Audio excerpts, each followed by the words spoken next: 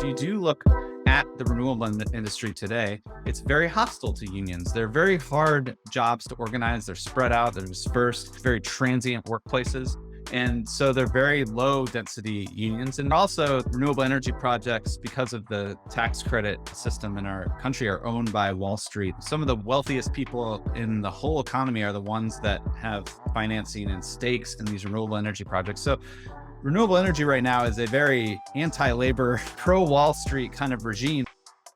Welcome to Labor Solidarity, which is an Empathy Media Lab production, highlighting the work of labor leaders and discussing historic struggles and the importance of organizing to new audiences with the goal of building international labor solidarity. My name is Evan Papp, and I'm the executive producer for EML Publishing that creates content on labor, political economy, art, and culture, and we're a proud member of the Labor Radio Podcast Network. Today, I'm speaking with Matt Huber, who is an author and professor of geography at Syracuse University. We'll be discussing his book, Climate Change as Class War, Building Socialism on a Warming Planet. Matt, thanks so much for your time. Thank you for having me. Could you begin by introducing yourself? So I'm a professor at Syracuse University and basically kind of been for many years researching the intersection of energy and capitalism from a Marxist perspective. And it's probably surprising to many people who hear the word geography and think it's, just sort of knowing the capitals or where the rivers and mountains are. But yeah, it's a very robust and very diverse discipline that covers physical systems and human systems. And in the 70s, a kind of more radical geography emerged out of the movements of the 1960s. And one of those currents was a very straight ahead Marxist political economic approach that really wanted to kind of understand how capitalism related to kind of the spatiality of the world economy, but also how it related to the environment and resources. And as it happened, like one of those geographers is a guy named David Harvey, and he's risen to become like the most cited geographer in our history and a really prominent Marxist geographer who kind of reaches a broader audience teaching about capital and Marx and things like this. So yeah, I'm lucky to be in this weird little subdisciplinary space of Marxist geography where I think it's a really interesting and important ideas are allowed to flourish. So your background, how did you get introduced to Marxism? Because I went to school, got my political science degree, got my public policy degree, and it was very much framed as neoliberal, Adam Smith, David Ricardo, Milton Friedman, and a lot of other ideas were left out. Myself, I've spent a lot of time also looking at the American system of political economy, looking at Henry Carey and Henry Clay and Hamilton and a lot of these other groups that were kind of working concurrently with Marx. And that's a little more of my background. But how did you get introduced to Marx, and why do you think this is kind of the way to frame things? Great question. I actually, in college, I didn't know what I wanted to do. And like many people, I thought, oh, I'll just do what's practical. And what was practical in the late 90s was to be an economics major. And so I was in economics. And I did decently at it, so I thought that was a sign that, I'll stick with it.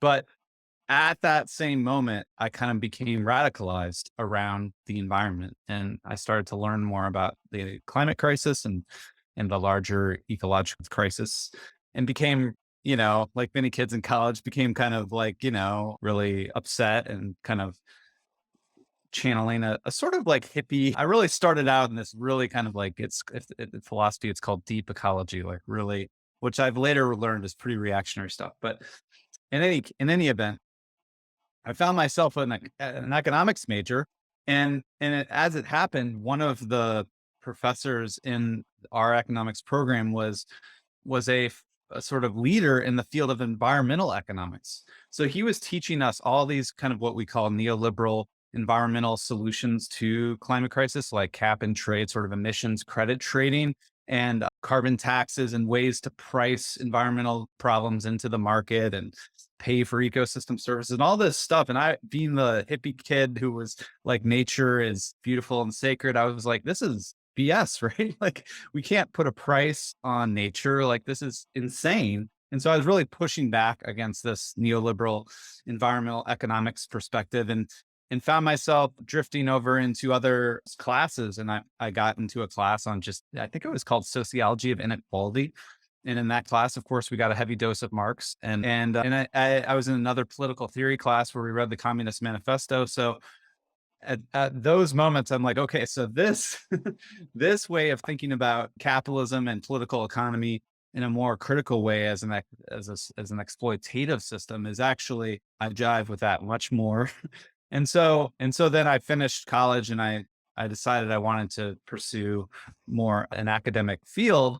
And very quickly, I kind of sort of through happenstance learned that there's also a broader field, not in geography, or it's in geography, but it's more broad in the social sciences. That's just called ecological Marxism. And it's basically Marxists trying to kind of take into account the 20th century ecological crisis through the 19th century theories of capital and political economy. And so I, I started in a master's program under an ecological Marxist sociologist, and worked with him, and then discovered geography during that. And then went off and really started focusing more on energy issues. And so, yeah, it was a long trip, if you will.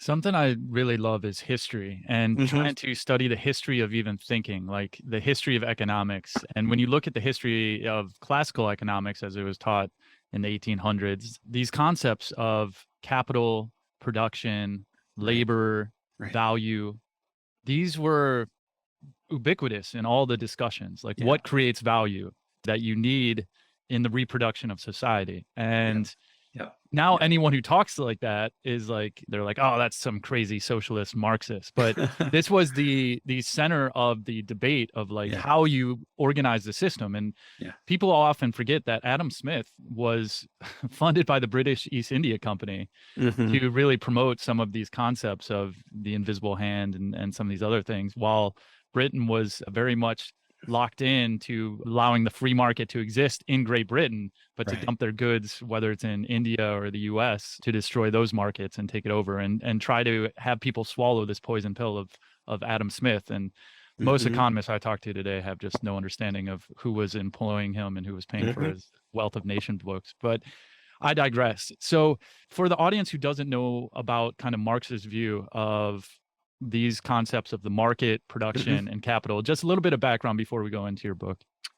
So just And that's a hard one because he wrote thousands of pages. So yeah, yeah, just in 30 seconds. just No, I'm just kidding. Yeah, as long as you need. to follow up on what you said, I mean, as you suggested, Marx basically continued the tradition of classical political economy in that they all, Adam Smith, David Ricardo, the physiocrats in France, they all thought, they were trying to grapple with this new emergent exchange economy where people are trading goods, and their theories of value were all on the same page, that ultimately to understand value, you need to understand how stuff is produced, right?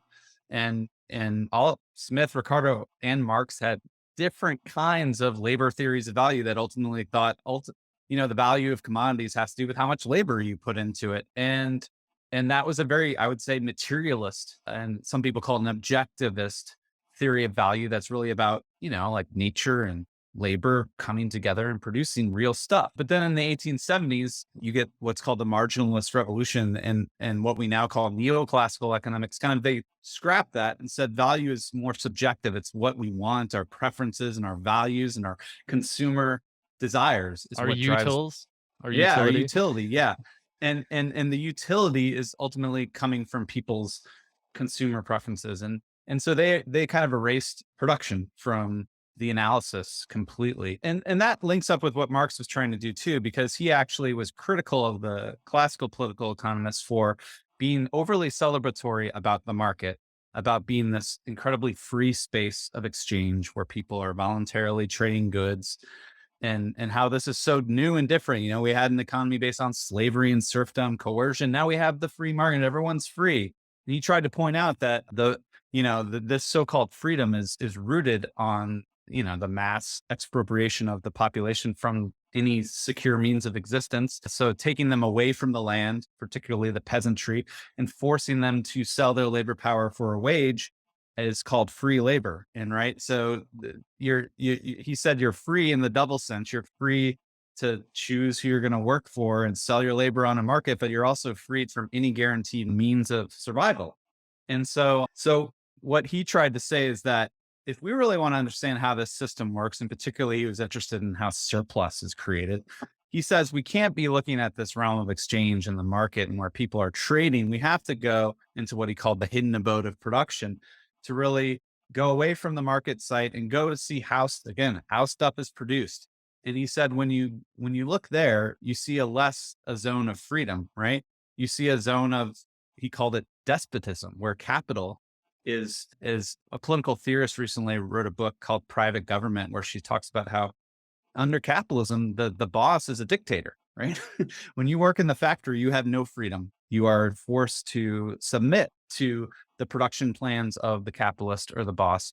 And not only are you unfree, but you are being pushed by the boss to produce harder and faster and more efficiently. And so Marx really said, once you look there, you see this despotic, highly exploitative system that's just basically sucking value from these workers in production to create surplus value and create profits. And that's the real core of capitalist surplus production is exploitation and horrific exploitation. You know, he's writing in the 19th century, he's reading reports about what's done to the workers in the factories.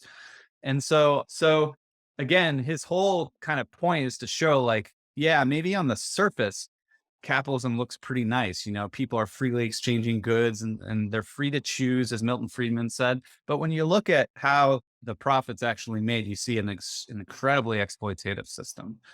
And one thing I try to do in the book is say we can kind of do the same on climate politics, where if you follow a lot of discourse around climate change, it's ultimately focused on the realm of exchange. It's like we're gonna, the problem with, someone called it the greatest market failure in history, right? That the problem is we're spewing these emissions, but people are doing it for free and it's not internalized into the market price mechanism. And if we could just figure out a way to kind of get the market to see these emissions and see these climate impacts through a carbon tax or through emissions trading, then the market would just, in the exchange system, would just naturally adapt and seamlessly deliver us a clean energy transition. But if you go away from exchange and you go into production, you see a much more, a ravaging, a much more emission intensive type of system. And I try to point out in the book, like the huge bulk of emissions come from production. Like steel alone is producing about 7 to 9% of global emissions. Cement is another 7 to 9%. Chemicals is what I look at. I look at the fertilizer industry, and you can add electricity production and all this stuff.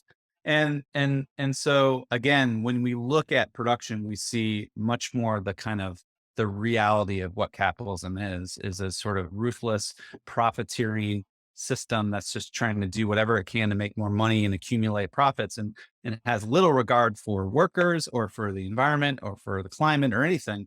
And that's where we have to kind of keep our focus on if we want to actually solve this issue. Yeah, definitely. And towards the end of the book, which we'll get into, is the importance of unions and organized labor to be able to counteract the rapaciousness of the ruling class. So then why did you want to write this book? Exactly. I mean, you've already kind of given a background, but like where has the environmental movement gone wrong that you are trying to assert this new framework to try to get them back on track? There's a lot of ways to answer that. The first, as I open the book, is that if you're looking clear-eyed at the situation, you have to admit that we're losing this struggle. Like the climate movement is not winning. And it's sort of, when I wrote the book, it kind of felt like we were winning because there were more climate strikes and marches and a lot of pledges amongst politicians that we're going to reduce this much, or even corporations, we're going to get to net zero by 2050 or whatever. But then you also look up and you see emissions keep rising. And it's the only measure of winning. So what I really wanted to offer was a class analysis of why we were losing. And so there's sort of three aspects to that. The first is that I was really frustrated because I have a lot of comrades on the left who I would say when they even talk about class and climate change, they get it wrong because they're only talking about, they say, even a magazine, a socialist magazine like Jacobin will publish something like climate change is a class struggle. And then they would focus on, the problem with climate change is these rich people and how they consume, right? What their consumption practices are. They might eat a lot of meat. They might drive an SUV. They might drive private jets or fly private jets or whatever. And, and, you can look at people's carbon footprint purely in terms of their lifestyle consumption emissions. And that's how it's quite stunning. Almost everyone, if they ever talk about inequality or class and climate, they only talk about people's consumption-based emissions, which completely obscures a number of things. The first is that when someone is consuming some commodity, someone else produced it and profited on it and made all sorts of money on that. And they deserve some responsibility for the emissions that come out. So when you drive, you're burning fuel that ExxonMobil made all the money from. So the fact that just a poor person trying to get to work gets 100% of the emission responsibility for that oil seems wrong. The other real class problem with this is, ExxonMobil and British Petroleum, they came up with the whole idea of a carbon footprint itself.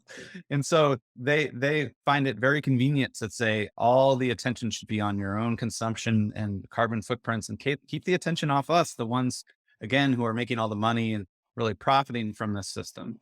And the third real issue is when we only act as if the rich, their climate problem is how they consume and how they spend their money, we ignore how they make their money. And I would say that activity has way more climate impact. So if you have a CEO of a fossil fuel company, surely what they do at their workplace, organizing a global network of oil extraction, is way more impactful than if they drive an SUV or if they take public transit, regardless, And so ultimately, it's a lot of moralizing around lifestyle and consumption and not getting that who has the power, who owns energy systems, and who has the power to shape them and who profits off them. And that's where we need to keep our attention. Yeah. Yeah, Please. sorry. No, please. So long. The next thing is I try to diagnose why we're losing this struggle. And I say, there's a class story here, which is that ultimately, if you look around who's driving climate advocacy and climate politics and the climate movement, it's from what I call the professional class, which are people largely college or above educated who marshal credentials in the labor market to gain some sort of advantage in the context of a highly unequal economy. And so journalists, scientists, nonprofit people, NGO people, these, if you look around, are all the people who are most upset about climate change or are driving the advocacy around it. And what I argue is they also have these kind of class blinders. They want to make the struggle all about knowledge, which for highly educated people makes sense, about belief and denial, about the science. But they want to, because they've attained some sort of modicum of middle class security, they want to make it, again, all about their consumption and, scaling down consumption and consuming less. And ultimately, they don't offer a politics that really has broad mass resonance with the wider working class. And even in a so-called rich country like the United States, we're talking 2/3 of the workforce or the country are really living in the context of decades of austerity, of wage stagnation, of mounting debt, of struggle, right? People are really, especially now with the inflation crisis, people are really making heartbreaking decisions on, do I pay the rent or do I pay the heating bill? Like, people are living paycheck to paycheck, struggling to get by, and sort of finger wagging about the science or about how everything you're doing in your life is causing climate change is not going to win them over. And so what I argue is that to win this class struggle, which I think climate change is, and ultimately what I say, class struggle is not about your income and consumption practices. It's about production. It's about who controls production, who owns it, who benefits from it. And if we're going to win that kind of struggle, we need to mobilize the vast majority of society, the working class. And we need a much more materialist kind of politics and program that can meet people where they're at and resonate with their everyday material struggles. And you see, like in France, where people try to impose a kind of carbon tax that's going to be on the backs of workers, they A go into regressive revolt. tax. Yeah. Yeah, And then you have they, the yellow vests. Yeah. exactly. So they revolt to that kind of stuff. So there's, we need to win over the broad working class in a kind of large scale climate program. But as you suggested earlier, we also need to think about how can we get the actual workers Yeah. who are in these energy systems, take pride in keeping these systems running to keep modern society running. How can we get those workers on board with a kind of climate politics that can be in their own interest, right?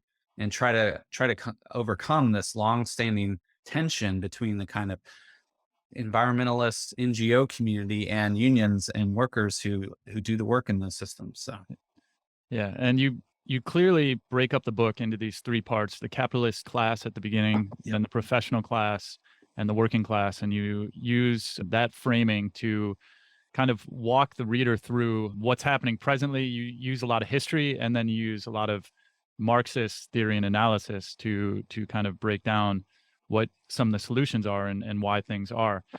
Some of my concerns and critiques of the environmental movement as it goes with climate change is that I lived in Africa. I was a Peace Corps volunteer for 3 years in Zambia.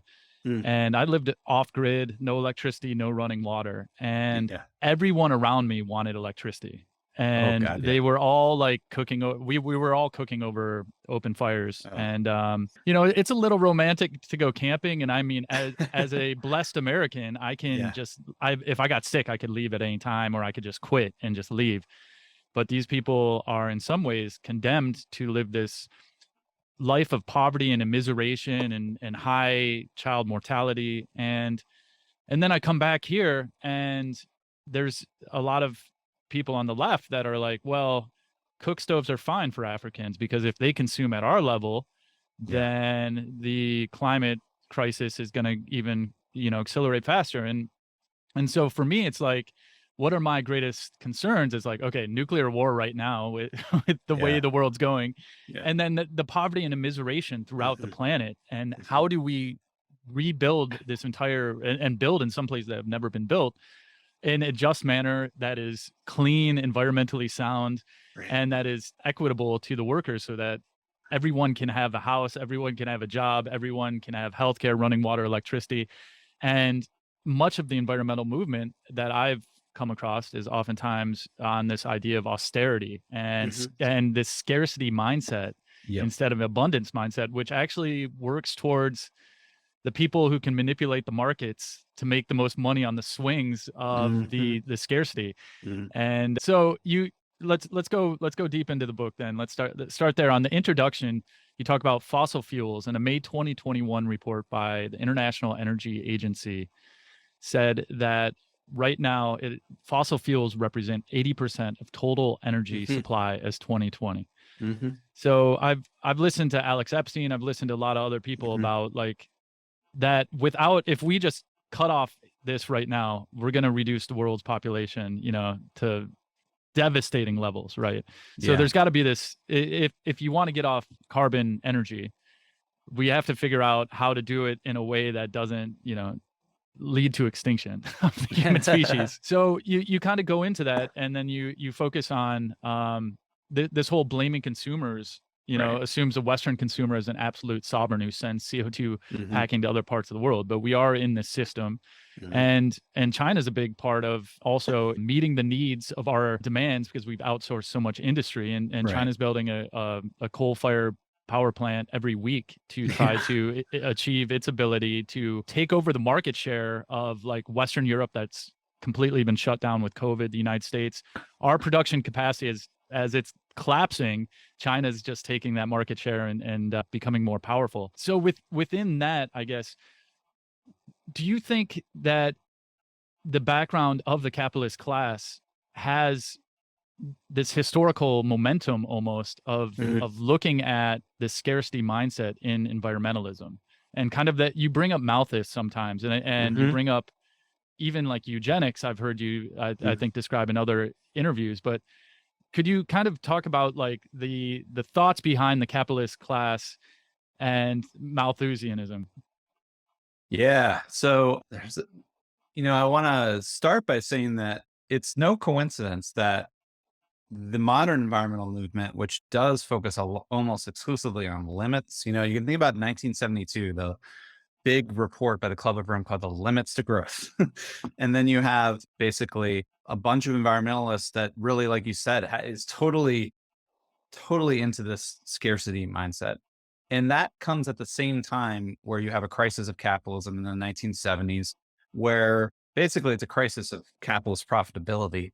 And so the consequence of that is governments and states are to try to appease these capitalists who say we're not willing to abide by this kind of post-war consensus where we have high taxes on the rich and we have powerful unions and we need to tighten our belts. Everyone needs, Paul Volcker, the Federal Reserve chairman, who basically induced a mass recession by you think we're raising interest rates now. He raised them to like 20%. Yeah.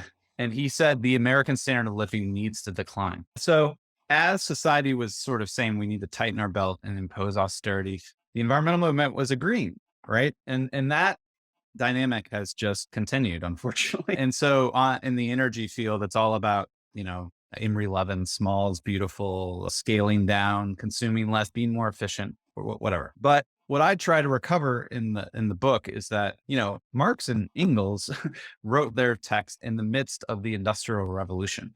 And they understood that this transformation materially was progressive, actually. And that's actually, I mentioned earlier that in my hippie days in college, I became this deep ecologist. I was about like, we're all going to like live in communes and go be primitivist.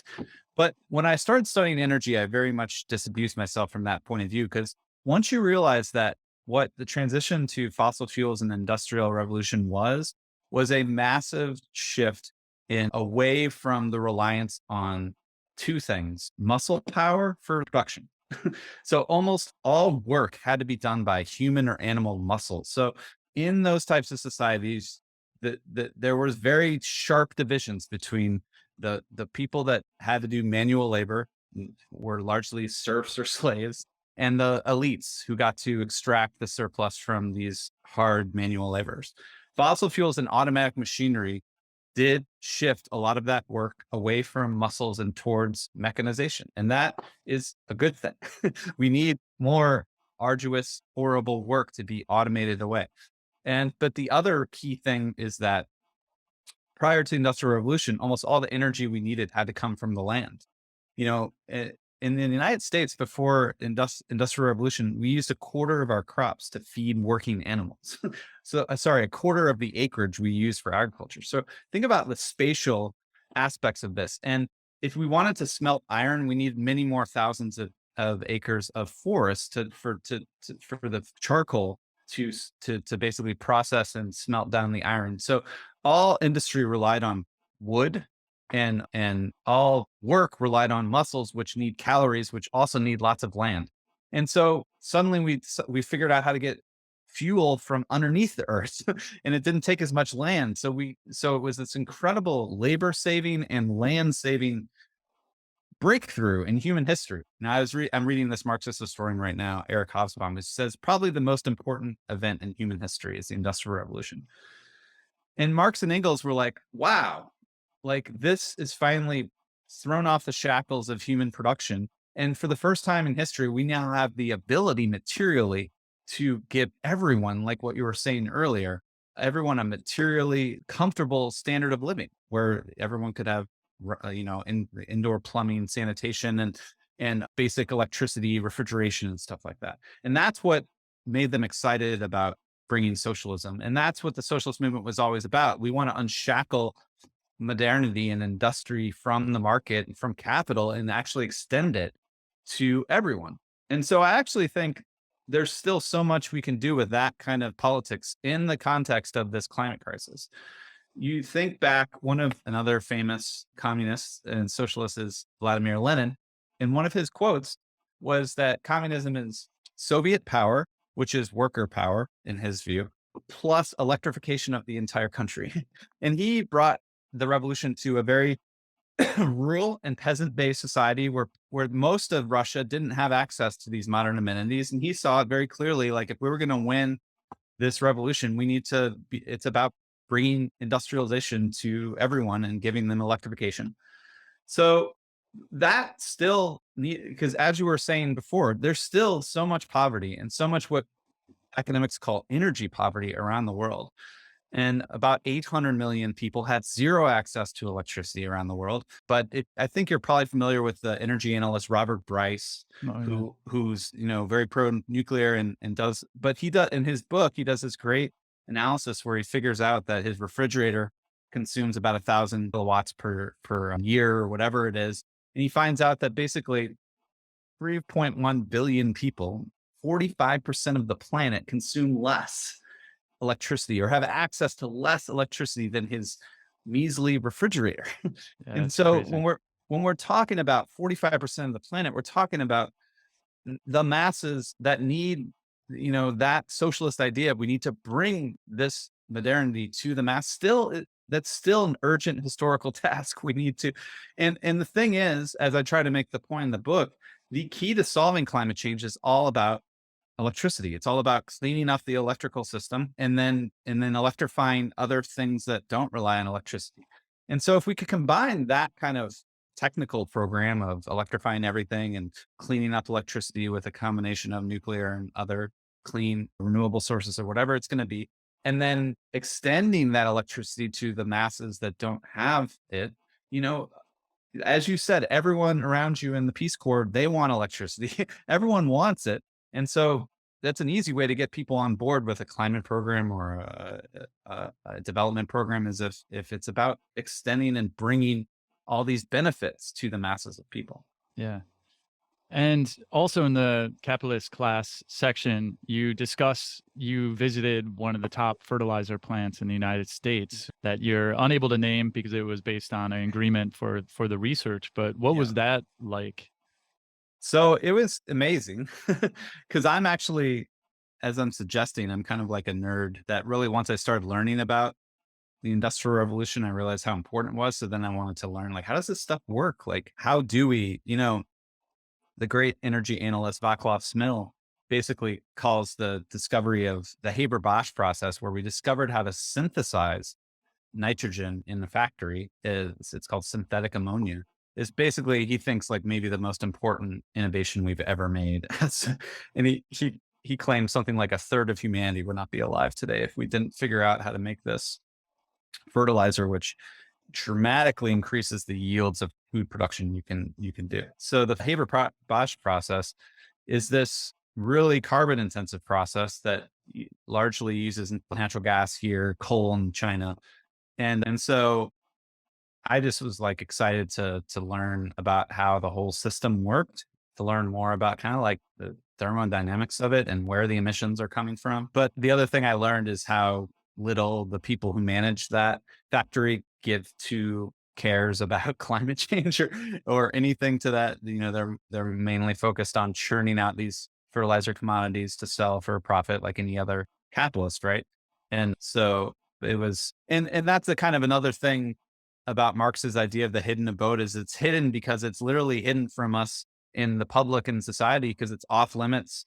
It's private property. It's very rare the public, journalist, or anyone is given access to see what happens in a production private property facility like that. So it was quite illuminating to say the least.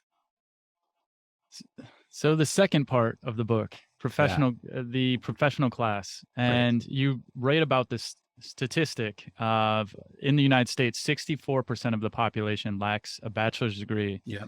and this professional class is often very removed from this group of workers that don't have degrees. And you kind of go through the split with the environmentalist movement that abandoned the working class in the 1970s. Mhm. Could you just provide an outline on that? Yeah, so I sort of said some of it before, but to me, I try to lay out like three types of professional class climate activists. The first are what I call the science communicators, who are like basically scientists or journalists who like say it. They really want to focus on the problem is denial of the science. Like the worst thing the fossil fuel industry is fund climate denial science, not that they like materially extract oil and gas and profit from it. And these are the people who've got really riled up when Trump comes into office, and it's like a war on truth, and they organize a March for Science. And if you just Google image March for Science, and you see it is a very narrow spectrum of our society that went to the March for Science. And, we'll have a bumper sticker that says "Got Science" instead of "Got Milk" or something. And again, that's, for a highly educated person like that, people that feel it's super important. And I actually think a lot of working class people understand climate science. They understand the greenhouse effect, and they understand things are pretty messed up. But when you ground your politics in believing the science, it's just not really a mass-based program. Then there's the policy technocrats, who I kind of mentioned earlier, really try to say, hey, we can design all these clever policies that can basically channel the cost of climate change into the market and allow market actors to seamlessly solve it through rational, profit-oriented, utility maximizing behavior. And I profile like an NGO organization that's trying to get a carbon fee, or it's carbon tax, passed, called Citizens Climate Lobby. And they have a slogan that we're going to outsmart climate change. To me, that really summed up like how these people think. Like, it's all about being smart and like coming up with the smartest logical policy design that can, again, you can model and channel how all the market actors are going to respond to these signals. But again, as we've seen, carbon taxes or cap and trade plans do not have wider popular resonance. People don't get excited about this. And they're regressive. Yeah. And they can be regressive. I mean, yeah, you can design them in ways. Yeah. Like the Citizens Climate Lobby wants to do this. They call it carbon fee and dividends. So some of the fee gets redistributed to households in a progressive way. But recent research has found that that's so complicated that people don't get it, and they don't like it either. Doesn't make it any more popular. In the state of Washington, they've tried by popular referendum to pass a carbon tax in 2016 and 2018, and it failed miserably both times. These are not, they don't get people excited. And a very basic point I'm trying to make is that we want to win climate politics. We need to try to craft a politics that might have broad popular appeal. And it's just amazing how a lot of the professional classes has their head up there, so much that it doesn't even occur to them that maybe we should try to design something that can appeal to the wider masses of people. And then the last group is what I call the anti-system radicals, which are the ones I'm most familiar with. And these are these are more like the eco-socialist and the degrowth people who are all about like, we need to all consume less, and we need to localize agriculture, and we need to scale down industrial civilization, and they would be very alarmed by what I was talking about earlier, like spreading industrial modernity to the world. they would be horrified by that. And so a lot of their politics really did grow explicitly out of that 1970s turn to austerity, and I call it a politics of less. And so what I argue is none of these, whether you're a science communicator, policy technocrat, or anti-system radical, has broad popular appeal amongst the wider majority of society, working class. So that's a good reason why we're losing. Absolutely. And going into the third part of the book, you're looking at the working class, and as you've already mentioned, the idea of like electrifying the climate movement and the case for electricity as a strategic sector. And I really appreciated you going through the IBEW and the UW and kind of the history of electricity and unions within the United States. Could you talk about why this is such an important sector to organize? So like I said earlier, basically any energy technocrat will tell you the pathway to decarbonization goes through this one sector, electricity. You clean up electricity, and then you start electrifying things that don't typically run on electricity. So we just passed this legislation, the Inflation Reduction Act, that apparently is going to incentivize people to buy heat pumps, which are electric heating systems that aren't burning gas in your furnace, but are actually just using electricity to efficiently heat your home. Electric cars, but also there are ways to electrify various industrial applications.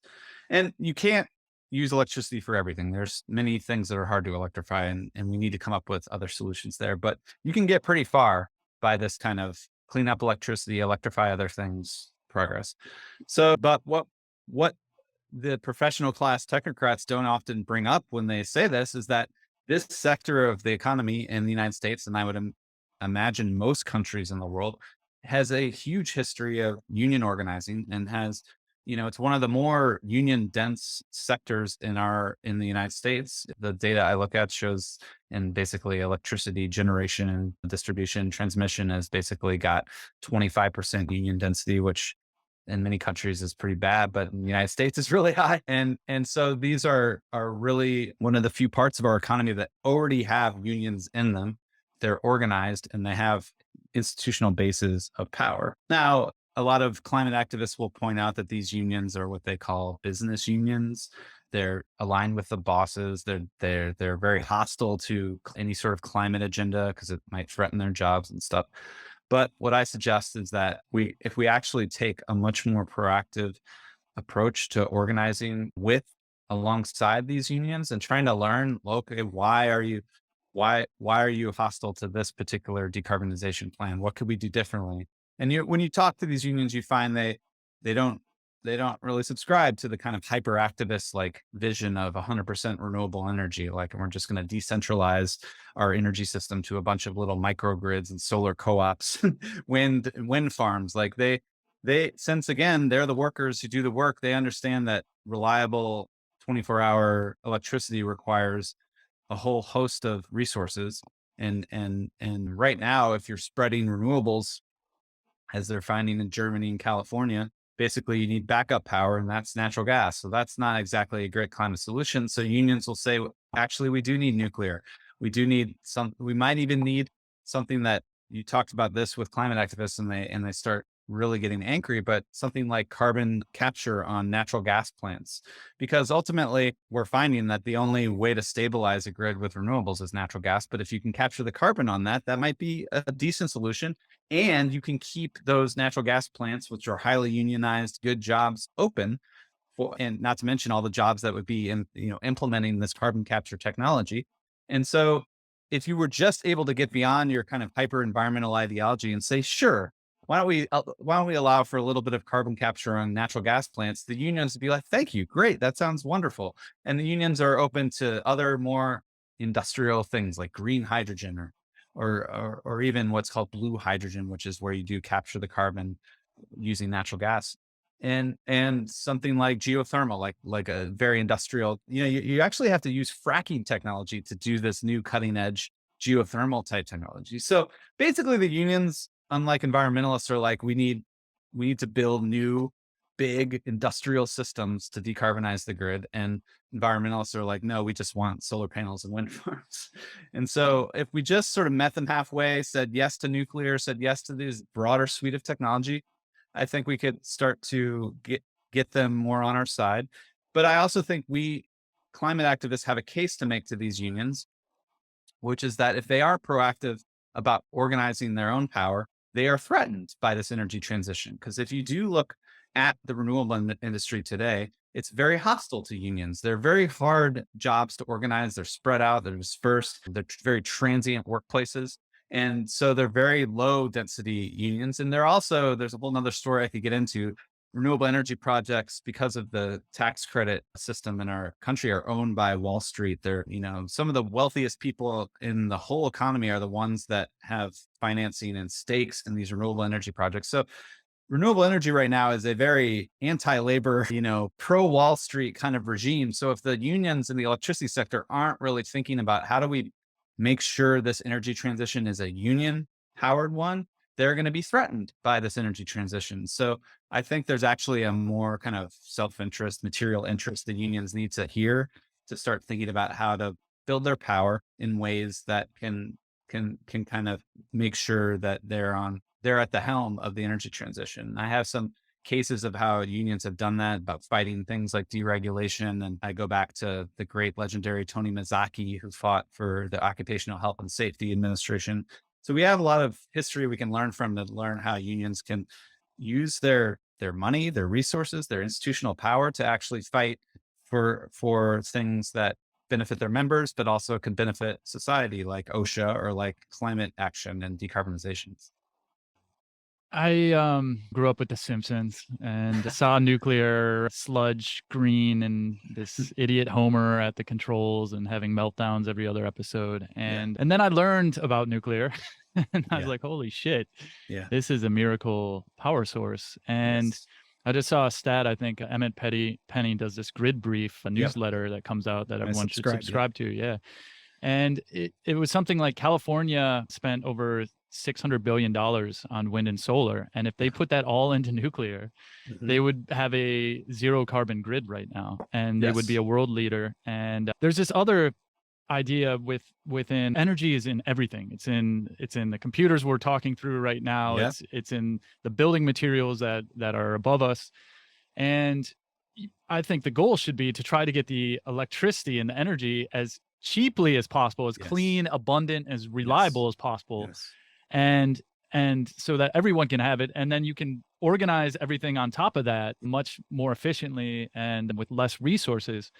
And when you look at wind and solar, it's just impossible to do an industrial policy on a utility scale wind and solar, because you're always going to have natural gas backing it up. Yep. Not to mention supply chains that are coming from China. We don't even have a silicon industry. We have to completely build that up, which I think we should do. And I'm if you're off grid, or if you just want some solar panels in your backyard and you want a nice expensive Tesla battery that you can have if the power goes out, Yeah. I'm all for it. At the same time, I think we need to strengthen our grid, and then also create more energy, because what China is doing with building a coal plant every week, and now that they have committed to a $450 billion, 150 nuclear reactor program over the next Yeah. 10 years, Yeah. their energy costs are going to be so low that anything we try to produce here, we're going to be with broken grids and blackouts and everything else. And we're not going to even be able to move our products anywhere outside of this country or anything like that, or they're going to dump into here and we're going to be unable to compete. Right. So like also growing the energy grid for future production is going to be really important. And when I see the wind and solar people going against nuclear, and it's clean and carbon is the greatest thing that they say, it's like in some ways they're unmasked. It's like actually Hmm. they're more of like, they just think there's too many people on the planet, and that's a really kind of cynical view.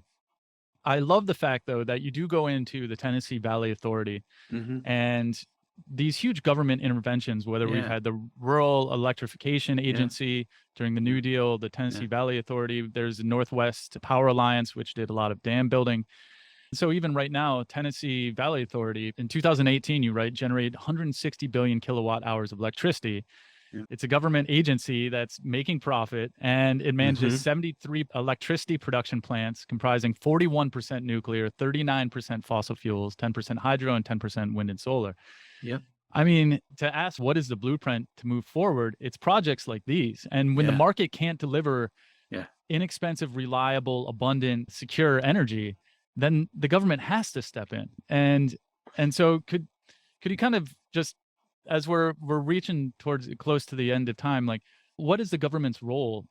It shows like how deeply we've gone down this neoliberal hellscape where for several decades we've been told again, you know, we got to tighten our belts. Government can't do anything, right? We have to scale down our ambition as a society. But, in the 1930s, it was seen as capitalism had just created utter crisis and depression, and that it was up to public investment to actually build the infrastructure of a modern society and deliver, 1934, 10% of farms had electricity. By 1950, it was up to about 90%. So they were really like, we had, like Lenin, they were trying to deliver electricity to the rural masses. And you can look at other countries who realize like energy is a public necessity, right? You have to have these systems working. So during the energy crisis of the 1970s, countries like Sweden and France were like, okay, oil is a hard thing to depend on because we don't have a lot of it. So let's just build a bunch of nuclear reactors to stabilize our electricity system. And they did that as a public investment. And they took on the cost of the capital investment as a public good. And so that's you'll hear everywhere in this country that the problem with nuclear is it costs too much and it's, going over budget. But if the public is able to take on that cost as what the public should do, is like, we need this to build our infrastructure. Then, once you build it, it's actually incredibly cheap. As you don't hear people in France complaining about high electricity costs. And so, One side note really quick on those people who are like, the cost of nuclear is too expensive. Not in South Korea. They're building yes, on that's time. another There's great, like yeah, Rosatom has a very long track record of building on budget on time. So maybe we just need to be better builders and figure out what the hell is wrong with absolutely. us that we've lost our competitive edge to be able to build things. But I Yeah. digress. And just one last thing is that the other thing you're going to hear from people is that, well, renewables are so cheap now, right? They're so cheap. So it doesn't make sense to do nuclear because you just compare the cost and it's just a no brainer. Go with renewables. And again, it shows how clouded we are in this neoliberal world where we only look at the market, right? And we look at this, it's this really insane way of looking at the cost of different energy sources called levelized cost or something. And you can say, oh yeah, renewables a lot cheaper. And it's a sort of fulcrum of classical political economy to look at a commodity and say, okay, you can look at it as exchange value, its price, but you also need to look at its use value, right?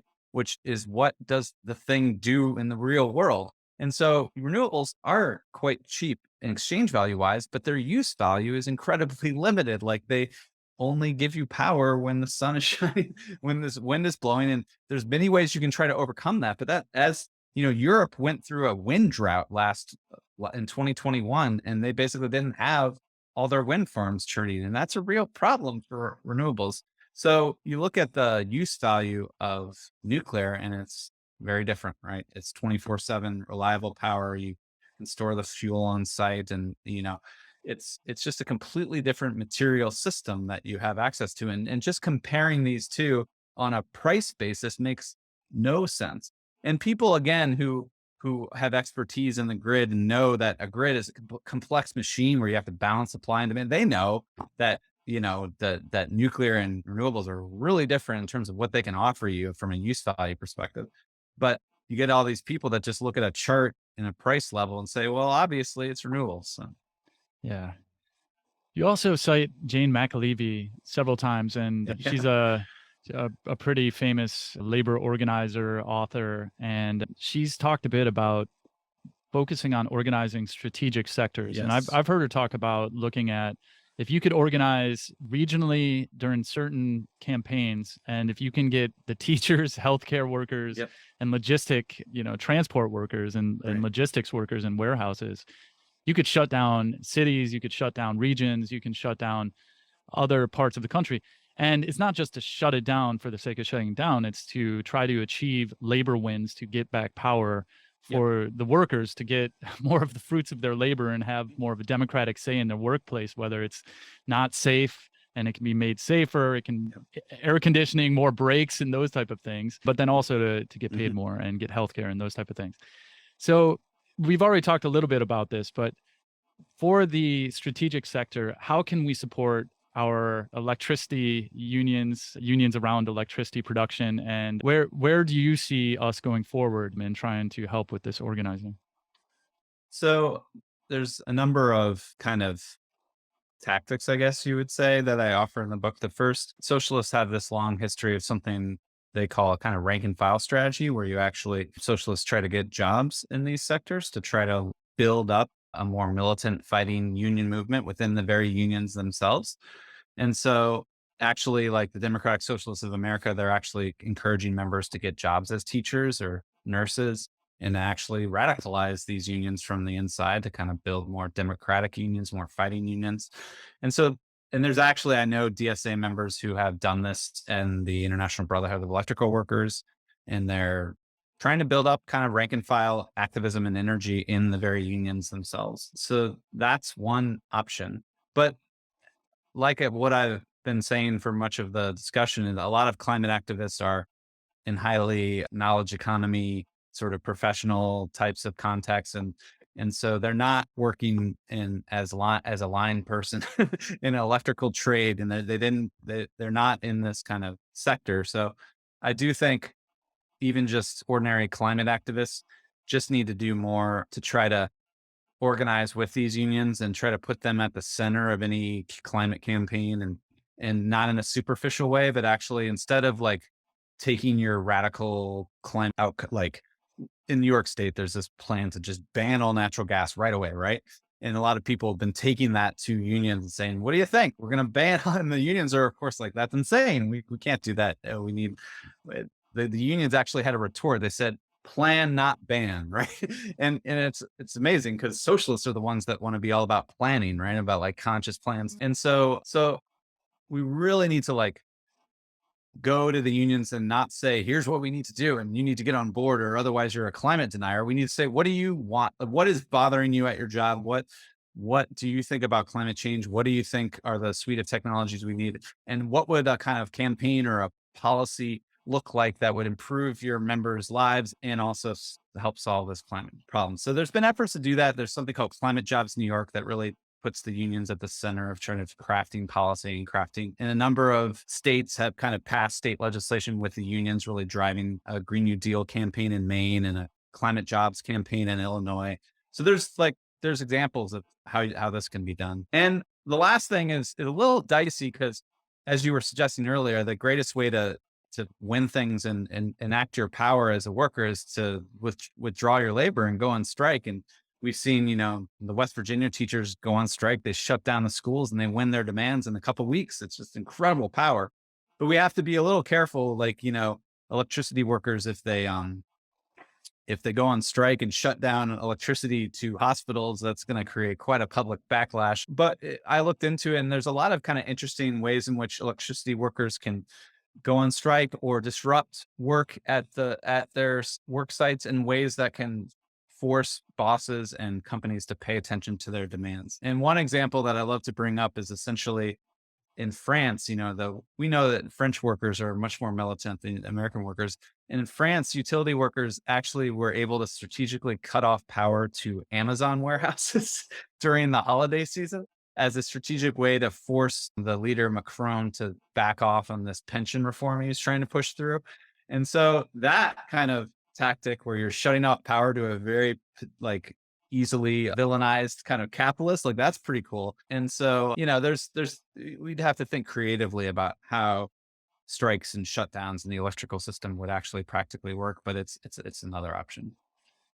Well, Matt, we've ran over time, and I really appreciate your time. And everyone should check out your book, Climate Change as Class War: Building Socialism on a Warming Planet. And thanks again for all that you're doing. Thanks so much for having me. I like the show a lot, and you raise a lot of really important issues. So thanks again. Ooh.